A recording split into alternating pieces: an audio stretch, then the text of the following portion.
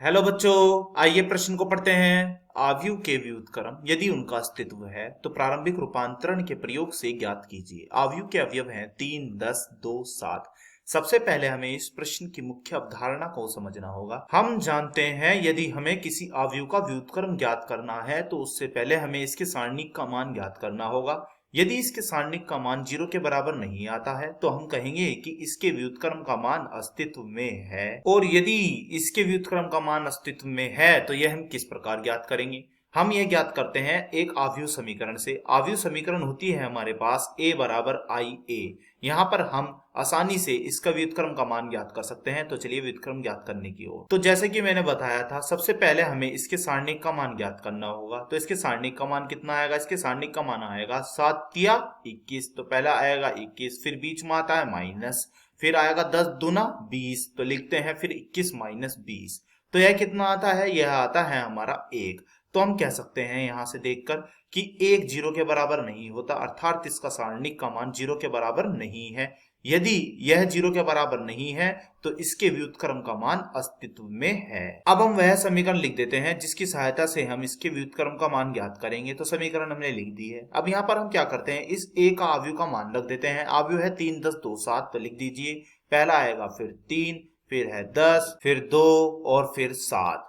अब हम बढ़ते हैं आगे की ओर। बराबर में हमारे आई क्या है? आई है यहाँ पर इकाई आव्यूह। इकाई आव्यूह वह आव्यूह होता है जिसके विकर्ण में तो होता है एक, बाकी बचे हुए अवयव इसके होते हैं हमारे 0। साथ में चल रहा है हमारे ए। अब हम यहाँ क्या करते हैं? अब हम यहाँ पर R1 में बदलाव करते हैं। किस तरह से लिखते हैं? R1 minus R2। तो ये हमें क्या मिलेगा? तो ये हमें कुछ इस प्रकार मिलेगा, R1 यानी कि 3 माइनस R2 यानी कि 2। फिर इसी तरह से इधर 10 माइनस 7, नीचे क्या आएगा? नीचे आएंगे 2, फिर यहाँ आएगा 7। बराबर में करते हैं इसी तरह से दूसरे आव्यूह में भी, 1 माइनस 0, यहाँ आएगा 0 माइनस 1, नीचे क्या क्या है? 0 और 1, साथ में क्या है? साथ में है हमारे 1। तो ये हमें क्या मिलेगा? तो ये हमें कुछ इस प्रकार मिलेगा, 1 नीचे 2, इधर 3 नीचे 7। बराबर में है दूसरा आव्यूह, इसे भी लिख लीजिए। 1 में से 0 गई, 1 नीचे 0, इधर माइनस 1, फिर इधर 1 और साथ में क्या है? 1। अब हम करते हैं यहाँ से R2 में बदलाव। तो हमें कैसे लिखेंगे? हम इस प्रकार से R2 में बदलाव करते हैं। R2 में बदलाव हुआ R2 माइनस 2R1।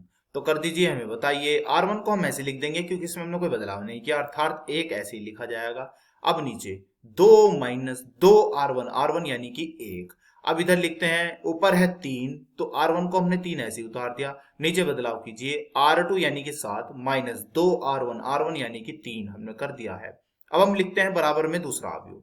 दूसरा आव्यूह में है ऊपर एक लिख देते हैं ऐसे ही क्योंकि इसमें हमने कोई बदलाव नहीं करना है। अब हम करते हैं R2 में, तो लिखते हैं 0 माइनस 2R1, R1 यानी कि 1। अब हम करते हैं आगे बदलाव। तो माइनस 1 को ऐसे उतार लेते हैं क्योंकि ये ऐसे उतरेगा, R1 में कोई बदलाव नहीं। नीचे 1 माइनस 2R1, R1 यानी कि माइनस का 1, साथ में क्या है? साथ में है हमारे a। तो ये हमें क्या मिलेगा? ये हमें कुछ इस प्रकार मिलेगा, 1 ऊपर 2 माइनस 2 यानी कि 0, 3 इधर, 7 माइनस 2 तिया 6 यानी कि 7 माइनस 6 कितना होता है? यह होता है 1। अब बराबर में है दूसरा आव्यूह लिख लेते हैं। यह क्या है? 1। नीचे कितना आएगा? -2। यहाँ कितना आएगा? -1। यहाँ पे आएगा हमारा माइनस माइनस क्या होता है हमारा? प्लस। 2 एकम 2।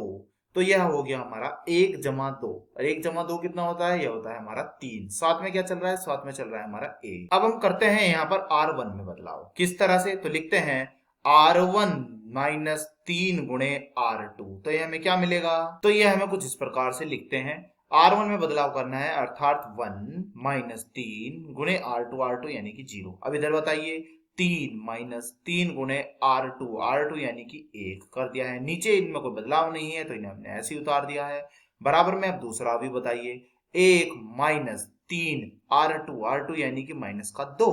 अब इधर -1 माइनस 3 और गुणा में क्या आएगा? R2, R2 यानी कि 3, और नीचे -2 और यह है 3 और साथ में चल रहा है हमारा a। तो यह हमें क्या मिला? लिखते हैं 1 माइनस 3 गुणा 0 यानी कि ये हो गया 1, नीचे क्या है? 0, इधर क्या आ जाएगी? 0, इधर क्या आ जाएगा? नीचे 1, और बराबर में अब दूसरा आव्यूह, इसे लिखते हैं।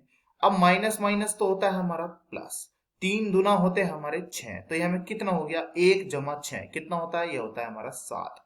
नीचे क्या है? माइनस का 2। अब इधर लिखते हैं, इधर है यह -1 और फिर माइनस में गुणा करनी है 3 गुणा 3 की, तो ये कितना हो जाएगा, 3 तिया होते हैं 9, तो -1 और -9 कितना होता है, माइनस का होता है यह 10। अब नीचे आइए, नीचे है हमारा 3, साथ में क्या है, साथ में हमारा a, तो हम देख पा रहे हैं यह हमारा क्या बन चुका है, यह हमारा बन चुका है आई अर्थात इकाई आव्यूह। तो यहां से हम इसके व्युत्क्रम का मान ज्ञात कर सकते हैं। तो इसके व्युत्क्रम का मान कितना आया, इसके व्युत्क्रम का मान हमारा आया है, लिखते हैं 7 - 10, तो लिखिए पहले है 7, फिर है माइनस का 10, नीचे क्या है, नीचे है हमारे माइनस का 2 और फिर 3, तो माइनस का 2 फिर है 3। तो यही हमारे इस प्रश्न का उत्तर हुआ। आशा करता हूं यह प्रश्न आपको समझ में आया होगा। धन्यवाद।